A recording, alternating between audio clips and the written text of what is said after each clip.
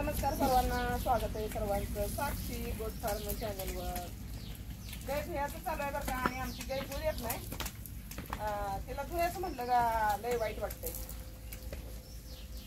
आणि धुयाला तर पाहिजे बरं का. मरकी केस लय निघते, रोज जेवढं चुळील तेवढं आणखी केस निघते. आणि ती तिच्या गायच्या अंगावरून रोज हात फिरवला तर बरोबर का, नाही तर गाय अशी लालसर दिसायला चालू होते.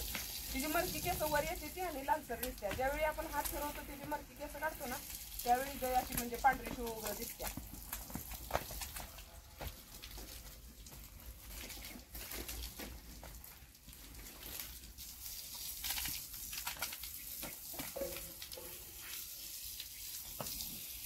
म्हैस पण धुतली बरं का, नाहीतर म्हशीला गाय तेवढी धुतली, म्हैस धुतली नाही. थांब ग बाई, नाही पळापळी असते ती. तोंडावर तेवढं पाणी अजिबात मारू देत नाही बघ.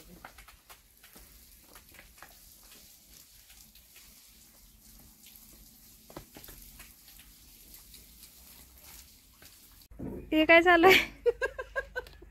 बघ की, हिच्या पुढे बसायचं नाही कुणी. बसलं का दोन्ही पाय गळ्यावर टाकतीय. बस आता तिथं. काय झालं? पाडी दोन्ही पाय टाकत्या. नमस्कार सर्वांना आणि स्वागत आहे सर्वांचं साक्षी गोट फार्म चॅनलवर. गोटा झाडून बिडून स्वच्छ झालंय बरं का. आताच काढलं झाडून. काय होतंय, सकाळी गडबड होते, लई गडबड होते त्यांची. त्यांनी पण कामाला जाणार असतात. आणि जरा जर सकाळी उठायला वेळ झाला नाही, इतकी गडबड होत्या. पटापटा पटापटा आवरावं लागतंय. त्यामुळं त्यांनी झाडून काढलं नव्हतं. आत्ताच झाडून काढलं आणि जनावरं धुवून शेळ्यांना वैरण घातली. अजून पिल्ली कोंडायची आहे ती, तेव्हा तिथे बसली ती पिल्ली. आणि पिल्ली कोंडायची ती अजून शेळ्यांना घातली वैरण. शेळ्या लागले त्या वैरण खायला. आणि शेळ्या गेल्यावर जरा दूध वाढायसाठी आपल्या शेळ्या चरायला असले तर बरोबर का. चरायला असल्यावर कसं माहिती आहे का, सगळा चारा मिळतोय. पण शेळ्या चरायला नसते तेव्हा असं मग थोडंसं भांगलणीचं गवत आणून घालायला लागतं बरं का. त्यांना काय होतंय, दुधाला फरक पडतो बरं का.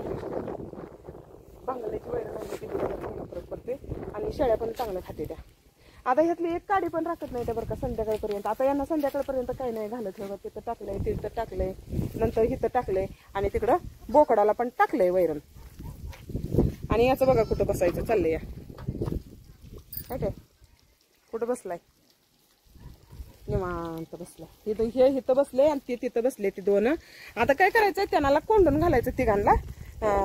ती काय करते, ती येळभर शेळीच्या कासाला चिपते. मग संध्याकाळला दूध नाही राहत, मग ते ओरडते ती संध्याकाळी. त्यामुळं कोंडून घालायचंय आता त्यांना. तिकडं पाणी भरायचं चालू आहे. शेळ्यांना पाणी भरून ठेवतोय. जाळी असली म्हणजे टेन्शन नसतंय बरं का. ताप होत नाही, अजिबात त्रास होत नाही. आपली ती बांडी पाट गाभण गेली बरं का. हे बघा, आता अलीकडे जी पाट आहे ना, ती पाट गाभण गेली. पण ही पांढरी काय पाट गाभण गेली नाही. आपल्याला एक कमेंट आली होती, पांढरी पाट दिशी ना, पांढरी पाट हाय बघा. हे बघा, ही हाय एक. ह्याला काय करायचं, अजून काय माझावर येणं झालंय. गाई पण काय गाभण नाही आज आल्या माझावर. बघूया, डॉक्टरला बोलवत्याला त्यांनी आल्यावर. आणि बोकडाला इथं वैरण घातल्या. बोकड काय करतोय, लय धडा धडा घुसंड्या घालतोय. त्यामुळं नाही त्याला बांधूनच घालतोय, सोडत नाही मोकळं. आणि अजून एक आहे बरं का महत्वाचा विषय आहे. आपल्याला काय वाटतं माहिती आहे का, गावरांच्या बारक्या बारक्या शेळ्या असते त्यांना, त्या शेळ्यांना जर आपण चांगल्या क्वालिटीचं बोकड जर क्रॉस केलं तर पिल्ली क्रॉसमध्ये चांगली पडते ती.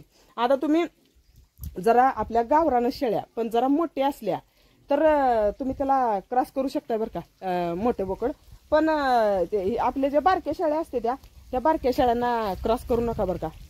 काय माहिती आहे का, दुसऱ्याचं ऐकणं आणि स्वतः अनुभव घेणं जमीन आसमानचा फरक आहे.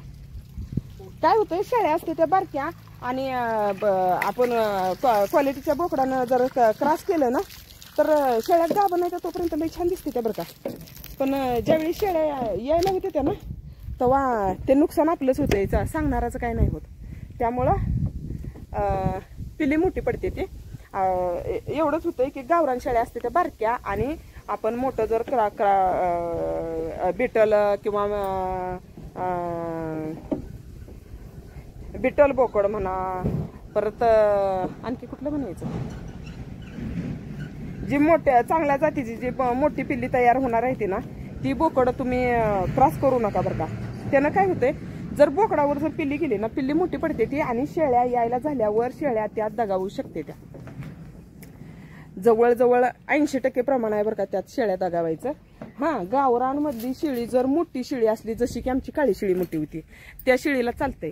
पण ज्या बारक्या शेळ्या असते त्या किंवा पहिला रो पाटा त्या नसते त्या, त्यांना नाही बरं का, आपलं नुकसान होते. शेळ्या यायला झाल्यावर मरते त्या, पिल्ली मोठी पडते ती. त्यामुळं यायला झाल्यावर शक्यतो 80% शेळ्यांचं तसं झालंय.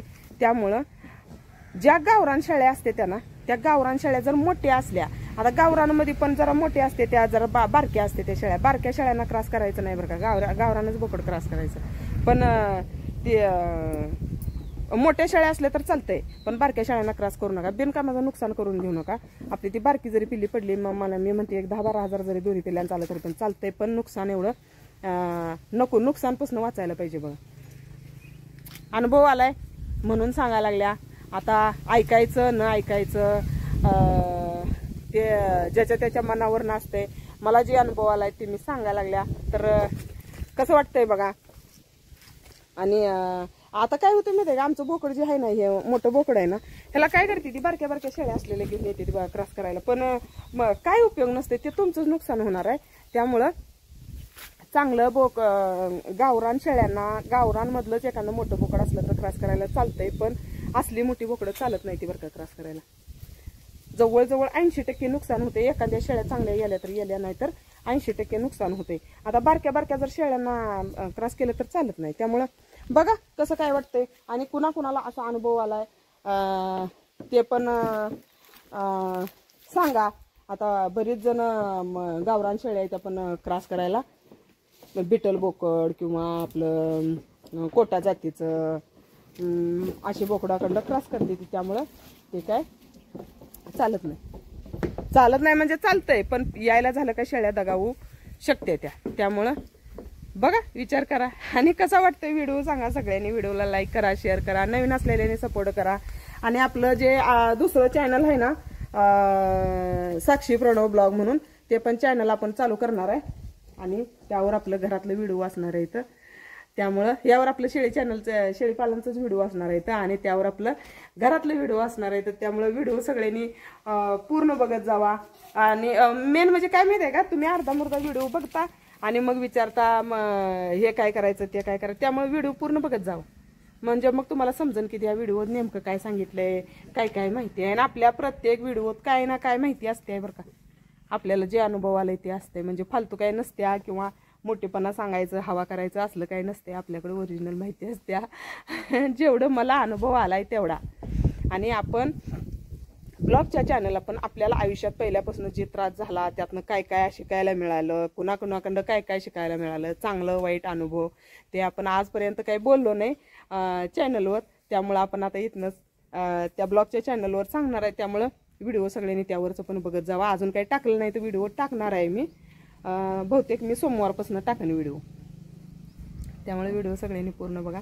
कसा वाटतो व्हिडिओ सांगा, लाईक करा, शेअर करा, नवीन असलेल्यांनी सपोर्ट करा. धन्यवाद. भेटूया आणखी एका नवीन व्हिडिओमध्ये.